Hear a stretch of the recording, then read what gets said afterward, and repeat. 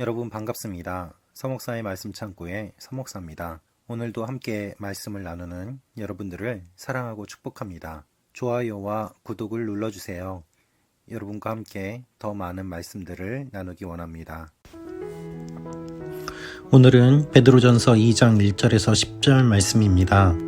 오늘 말씀은 베드로가 성도들이 어떤 존재인지를 알려주고 또한 어떻게 해야 하는지를 더욱더 구체적으로 이야기하고 있습니다.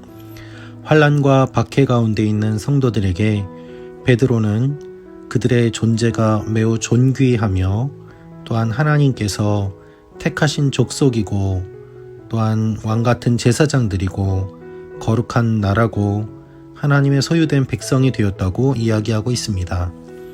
우리가 잘 알고 있는 본문이 오늘 말씀에 등장합니다. 이 말씀을 통하여서 우리에게 주시는 하나님의 위로를 함께 받기를 원합니다. 1절 말씀입니다. 그러므로 여러분은 모든 악의와 모든 거짓과 위선과 시기와 모든 비방의 말을 버리십시오. 거룩하게 살라고 이야기한 이후에 베드로는 사람들에게 모든 악한 것들을 버리라고 이야기합니다.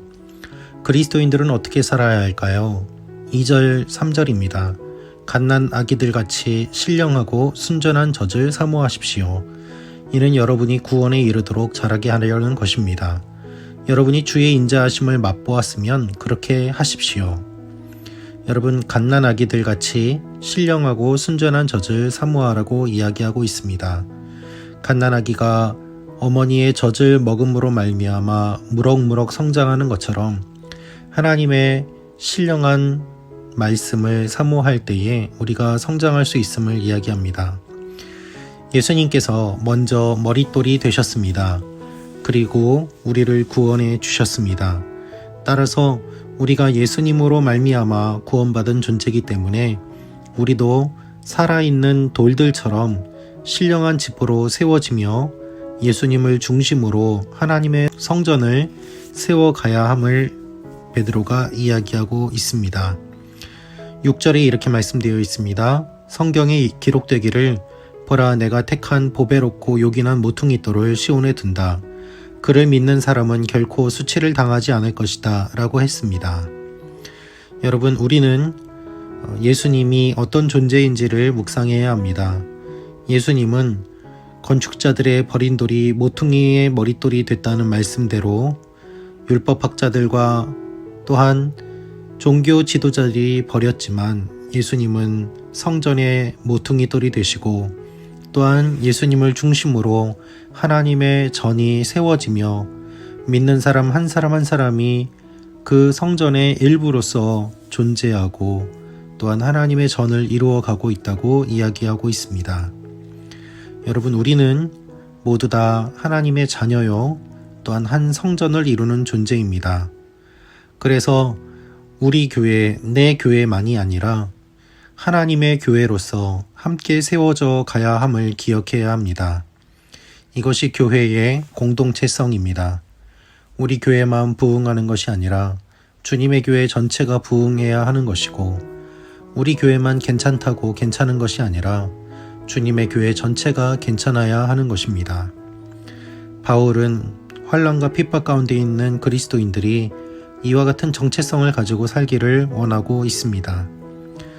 이것이 우리에게 주어진 말씀입니다. 여러분, 나만 괜찮으면 되는 것이 아닙니다. 우리는 우리 교회 전체를 기억해야 하고 또한 한국교회 전체를 기억해야 하고 교회만이 아니라 민족과 전체를 기억하며 살아야만 합니다. 우리가 살고 있는 공동체가 하나님 앞에 바르게 쓰임받도록 우리는 함께 연합하며 힘을 내야 하는 것이죠. 베드로는 우리의 존재가 어떠한지를 이렇게 이야기하고 있습니다. 9절 말씀입니다. 그러나 여러분은 택하신 족속이요 왕같은 제사장들이요 거룩한 나라요 그분의 소유된 백성이니 이는 여러분을 어둠에서 불러내어 그분의 놀라운 빛으로 들어가게 하신 분의 덕을 선포하게 하기 위한 것입니다. 여러분, 우리는 하나님이 택해 주신 존재입니다. 우리는 왕같은 제사장들입니다. 우리는 거룩한 나라요. 우리는 하나님의 소유된 백성입니다.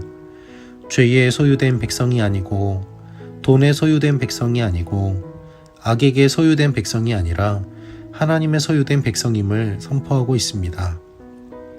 그래서 10절에 이렇게 말합니다. 여러분이 전에는 백성이 아니었으나 이제는 하나님의 백성이며 전에는 자비를 얻지 못했으나 이제는 자비를 얻은 사람들입니다. 우리의 존재가 완전히 바뀌었음을 이야기하며 그에 걸맞은 삶을 살라고 이야기하고 있는 것입니다. 그래서 이 말씀과 권면을 들은 초대교회 성도들은 가난하고 어렵고 힘들었지만 그것과는 별개로 하나님 앞에 거룩하며 말씀을 지키며 하나님께 택함받은 사람들로 영향력을 끼치며 살아갔던 것입니다. 말씀을 묵상할수록, 말씀을 읽을수록 이 말씀이 이야기하고 있는 것과 우리의 현재의 모습이 얼마나 다른지를 바라보며 마음이 참 많이 아프고 슬픕니다.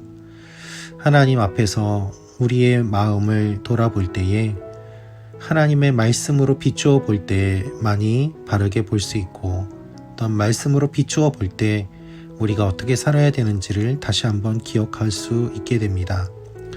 오늘도 하나님의 말씀을 기억하며 여러분의 존재를 확인하는 시간이 되기를 원합니다. 여러분은 저주받은 존재가 아닙니다. 여러분은 아무것도 아닌 존재가 아닙니다.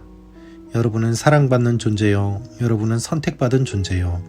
여러분은 하나님의 제사장으로서 이 땅에 살아가고 있는 존재입니다. 하나님께서 여러분을 통하여 놀라운 일들을 이루기를 원하십니다.